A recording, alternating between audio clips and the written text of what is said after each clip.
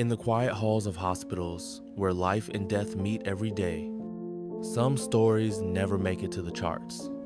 Tonight, you're going to hear 3 of them, told by the very people who lived through them.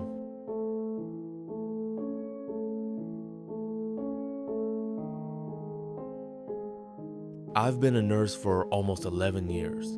I've worked every shift imaginable, ER, post-op, hospice, but the ICU night shifts, they leave something behind. It happened about 6 years ago, during a stretch of 4 consecutive nights. We were short-staffed, as usual. That night, I had patients in beds 5, 7, and 9. Bed 9 was an elderly man, Mr. Halverson, who had been in a semi-comatose state for 3 days, liver failure. His family had visited earlier that afternoon, said their goodbyes quietly, and left. Around 2:30 a.m., I was updating charts at the nurse's station, eyes dry from too much caffeine, when the monitor for bed 9 started beeping just once. A soft tone, not an alarm, but enough for me to glance up. Heart rate was normal, blood pressure normal, oxygen, fine. I glanced down the hall. All the room lights were dimmed, just how we leave them for overnights. But I could swear I saw movement just a flicker past the frosted glass of bed 9. I stood up slowly, already feeling that strange prickling sensation on the back of my neck. When I walked into the room, it was ice cold. Not the usual hospital chill. This was something else. The kind of cold that sinks through your skin. I checked the thermostat to 2 degrees Celsius. Normal. Mr. Halverson was still there, sunken in, his chest rising and falling slowly. I leaned in to check his IV. All fine. As I turned to leave, I caught it just barely in the reflection of the glass cabinet. A figure, standing in the far corner of the room. I spun around. Nothing. But the reflection was still there, just a tall, thin outline of a man, perfectly still, facing the bed. I held my breath, then walked toward the corner. My hands were shaking. Empty. I checked under the bed, behind the curtain. Nothing. I told myself it was a trick of light and sleep deprivation. I've seen worse. Hallucinations happen. I returned to the nurse's station, heart racing. 10 minutes later, the call bell for bed 9 rang. I froze.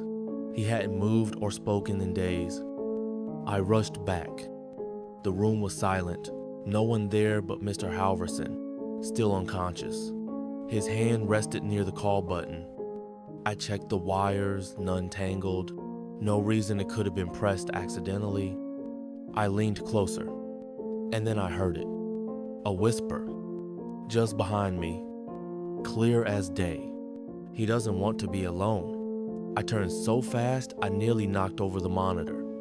No one. The hallway outside was still empty. I didn't report it. Who would believe me? The rest of the shift passed with no more incidents. Mr. Halverson's vitals declined steadily. He passed away quietly just before dawn. I sat with him during his last hour. I couldn't bring myself to leave.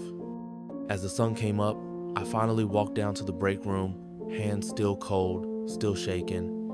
2 nights later, I was assigned beds 3, 6, and 9 again. Bed 9 was empty now, waiting for a new admission. As I passed by, I glanced through the glass. The room was dark, undisturbed, but something made me stop. On the bed, the sheets were pulled down, as if someone had just gotten up. And on the white floor towel, next to the bed, 2 bare footprints, perfectly dry, facing the door. I asked the cleaning staff if they'd been in. They hadn't touched the room yet. I didn't say a word to anyone else. But every nurse on that floor, every one of us now avoids that room during break, even when it's empty. No one says why, but we all know. We all felt it. And some nights, we still see the flicker of movement in the reflection, always in the same corner.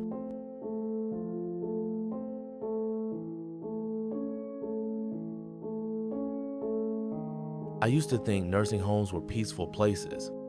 There's a stillness at night that feels different from hospitals. Less urgency, more acceptance. But room 216 changed how I feel about quiet places.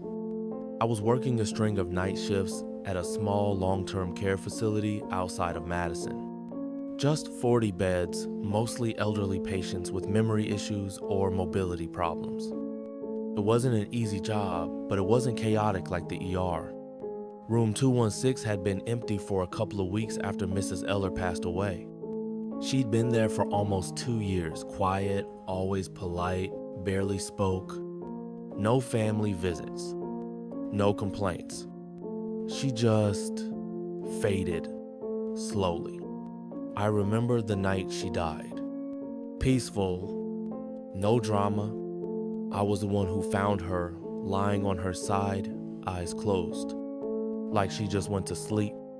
We cleaned the room, packed her things, and it sat vacant after that. Waiting. On my third night back, I passed by 216 during my rounds. The hallway was dim, lights on low. I always walked that stretch a little faster. Those end of hall rooms gave me the creeps for some reason. But that night, the door to 216 was open. Just a crack. That was strange. The rooms are kept locked when unoccupied. I stepped closer and gently pushed it open.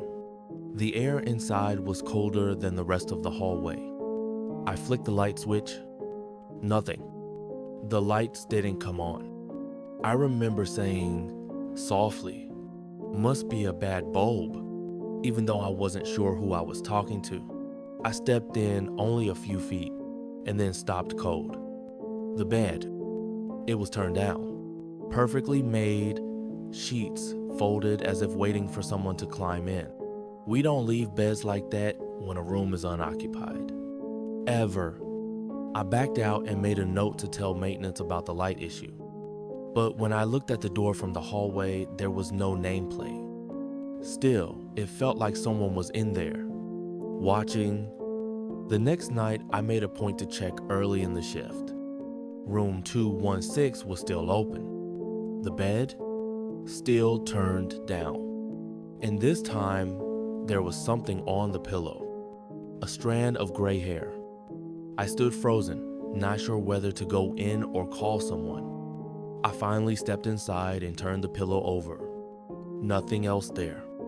But that strand hadn't been there the night before. I was sure of it. I turned the lights on. This time, they worked. I checked the thermostat. It read 19 degrees Celsius cool, but not unusual. Still, the air felt heavy, like the kind of heaviness you feel in a funeral home. Thick and unmoving. I closed the door and left quickly. That night, during my 3 a.m. charting, the call light for room 216 blinked on. I stared at it. There was no patient in there. I radioed the med tech on duty, asked if she'd been in that wing. She said no.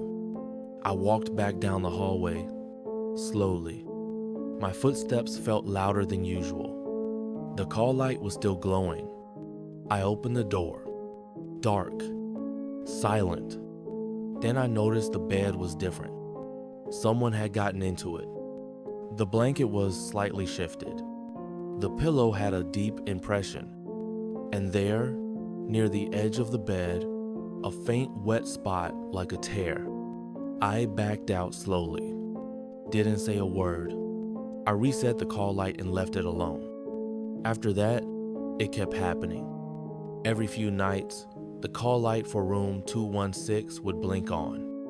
Once, another nurse said she thought she saw someone walking toward that room from the supply closet. A woman, maybe, wearing one of the old-style nightgowns. I asked what she meant by old style. She said, "You know, long sleeve, lace trim, like the ones they used to wear in the 52nd. That's exactly what Mrs. Eller wore." One night, I stayed late, just to prove to myself it was in my head. I sat outside room 216 for over an hour. Nothing. Until 4:17 a.m. The door handle turned. Just a soft click, and the door creaked open, slow and deliberate. I didn't breathe, didn't blink. The bed inside was empty, but I swear the room felt occupied, like I had just walked into someone's bedroom uninvited. I whispered, "You're not alone, I see you." Then, as if in response, the light in the corner flickered. Once, twice, then went dark again. I left. Maintenance checked the wiring the next day, said it was fine. The room was finally reassigned a week later. A new resident, cheerful and chatty. But within 3 nights, she requested to be moved. She told the day nurse she kept waking up to find an old woman standing beside her bed. Just watching, I don't walk by that room alone anymore. And I always knock, even when it's empty.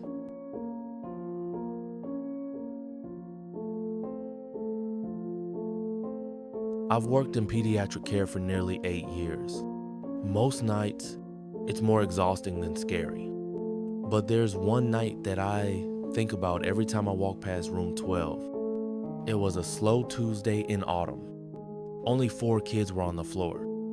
My shift started at 7 p.m. and I was assigned to rooms 8 through 12. Room 12 belonged to a little girl named Emily, 6 years old, leukemia. She had been in and out of the hospital for over a year. That night, she was scheduled for a blood transfusion. Her mom stayed by her side most nights, but that particular night, she had gone home to rest. Emily was calm when I checked in, quiet, but smiling. She loved drawing, even with the IV in her arm. Around 2:10 a.m., I went in to check her vitals. She was asleep, breathing steadily. The room was dim, with the heart monitor softly beeping. As I adjusted the blanket over her legs, she stirred slightly. Still half asleep, she whispered, "She's watching again." I froze. I leaned down and asked, "Who's watching, sweetie?" She kept her eyes closed and pointed toward the window.